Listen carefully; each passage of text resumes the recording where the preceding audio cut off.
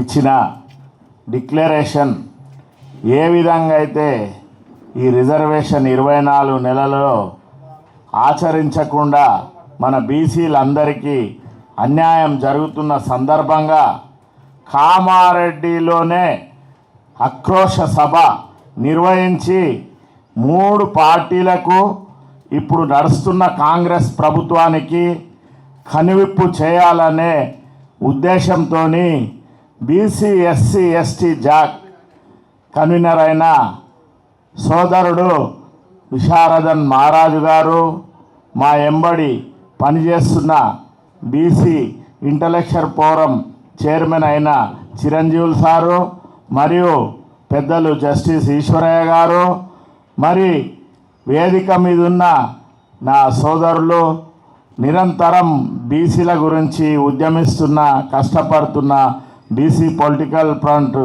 నాయకులు, మరియు తెలంగాణ గౌడ కల్లుగీత సంఘాల సమన్వయ కమిటీలో 10 సంవత్సరములు పేద గౌడ్ల గురించి సేవ చేస్తున్న సోదరులు, మరియు తెలంగాణ రాష్ట్రంలో బారన్ రెస్టారెంట్కు అధ్యక్షులుగా ఉన్న దామోదర్ గౌడ్, ఎందుకంటే మన బలహీన వర్గాల జాతులకు ఇంతకు మొదలు ఆయన అధ్యక్షుడు కాకముందుకు ఏ విధంగా అన్యాయం జరిగిందో, ఆయన వచ్చినాక ఏ విధంగా అందరికీ లాభం జరుగుతుందో ఈ బీసీ పొలిటికల్ ఫ్రంట్ ద్వారా కూడా అందరికీ మన బహుజనులకు మన కోట కామారెడ్డిలో ఇచ్చిన డిక్లరేషన్నే అడుగుతున్నాం. మనం అదనంగా అడిగేది ఏం లేదు.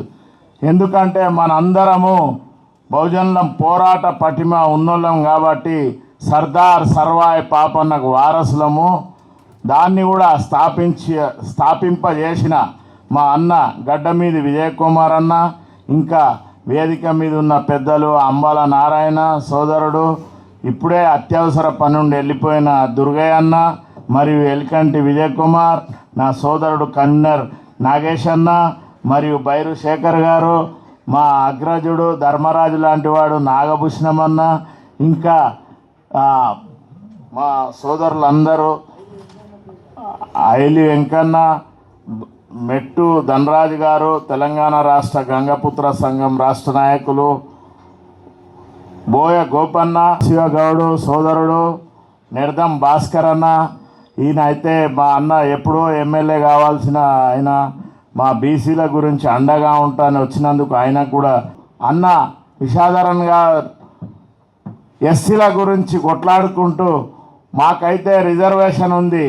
మా సోదరులు 78 సంవత్సరాల నుంచి నష్టపోతురని మనకు అండగా ఉండి, మొన్ననే ఇందిరా పార్క్ వద్ద మీరు అందరూ చూసిరు కదా ఏ విధంగా అయితే వేలాది మందితోని సభ జరిపించి 3 పార్టీలకు ఎలాగో మీ అందరూ చూసిరు కదా, బీజేపీకి మళ్ళా బీఆర్ఎస్ ఎక్కడ ఫామ్ హౌస్లో ఉన్న కేసీఆర్ గారు కన్ను తెరిచే విధంగా కాంగ్రెస్ ప్రభుత్వమేమో 24 నెలల కింద ఇచ్చిన వాగ్దానము నెరవేర్చకుండా జీవోల ద్వారా కాలయాపన చేస్తూ కోర్టులల్లో కొట్టుడు పోతుందని వాళ్ళకు ముందే తెలిసిన మన బీసీ నాయకుడైన కర్ణాటక రాష్ట్ర ముఖ్యమంత్రిని తెచ్చి మనందరినీ మబ్బబెట్టి 42% ఇస్తాము, 9 షెడ్యూల్లో తమిళనాడు తరహా చేరుస్తామని మోసం చేసి రాజ్యాధికారంలో కొనసాగుతూ మన బీసీలందరినీ అవహేళన చేస్తూ మొత్తము అగ్రవర్ణాల వారే ప్రతి ఒక్క పోస్టులో కూడా మొన్ననే జరిగిన ఉద్యోగ రిజర్వేషన్లో కూడా సిడబ్ల్యూసి ద్వారా వాళ్ళే 60% ఉద్యోగాలు ఏ విధంగా కాజేసిర్రో అందరికీ మనకు స్పష్టంగా అర్థమైంది. కాబట్టి మనం చేయవలసింది తెలంగాణ రాష్ట్రంలో ఇప్పుడు వాళ్ళు ఇచ్చిన మాట ప్రకారమే మనము రిజర్వేషన్ సాధించే దిశగా అది సాధిస్తుందనే నమ్మకము బీహార్లో కానీ మధ్యప్రదేశ్లో కానీ మహారాష్ట్రలో అయితే ఎలక్షన్ జరిగినాక కూడా కొట్టుడు పోయిందని అది అందరికీ తెలిసిపోయింది. మనం కావాల్సింది ఏంది, 9 షెడ్యూల్లో చేర్చాలి, పార్లమెంటుకు అఖిల పక్షాన్ని అందరు తీసుకుపోయి మోడీ గారితో సంప్రదించి 9 షెడ్యూల్లో చేర్చినప్పుడే అప్పుడు చట్టం చేస్తేనే మన రిజర్వేషన్ మనకు వస్తుంది. చట్టం కాకముందు ఈ జీవోల ద్వారా ఎంత చేసినా కూడా మన టైంపాస్ చేసి వాళ్ళు అధికారం అనుభవించి వాళ్ళేమో ఉన్నతమైన పదవులు ఉన్న 4% వాళ్ళేమో ఒక ఆయన్నేమో 10 సంవత్సరాలు రాజ్యాధికారం అనుభవించి ఇప్పుడు ఫామ్ హౌస్లో ఉన్నాడు. కానీ ఆయన రాజ్యం తెలంగాణ రాజ్యం ఏర్పడనీకేమో రోడ్ల మీద వచ్చి అంతా ఉద్యమం చేసిండు. 10 ఏళ్ళు అనుభవించి బీసీలు ఆయన ఫ్యామిలీకి కానీ ఆయనకు కానీ గుర్తు రాలేదు. కులగణనలో జరిగినా కూడా కేటీఆర్ అయినా, హరీష్ రావు అయినా, కవిత అయినా, ఎవరు సంతోష్ గారు అయినా ఎవరు పాల్గొనలేదు. ఎందుకంటే వాళ్ళు 1% లేని వాళ్ళు ఎక్కడ పాల్గొంటారు?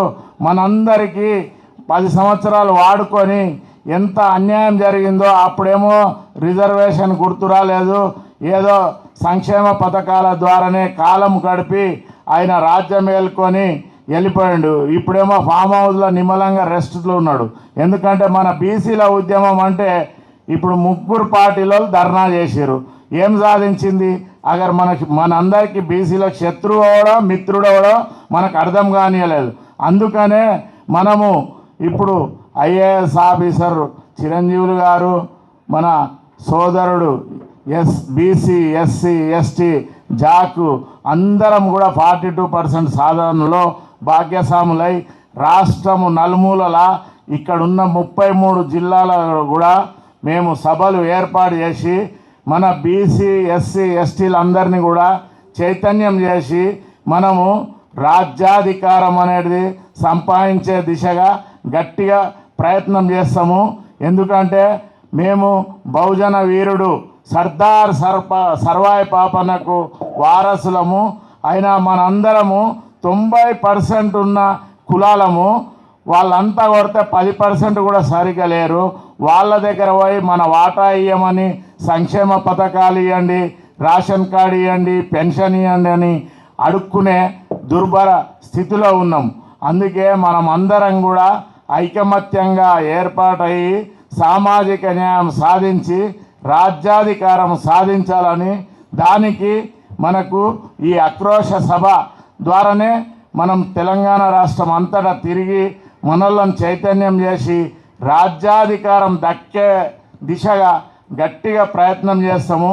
మీరందరూ కూడా మా తోటి అండగా ఉండి ఆ కామారెడ్డి మీటింగ్ను సక్సెస్ చేసి మిగతా జిల్లాలలో కూడా అంతా చైతన్యం చేసుకుంటా మన బహుజన వాటా మనం సాధించే దిశగా కూడా ప్రయత్నం చేస్తాము.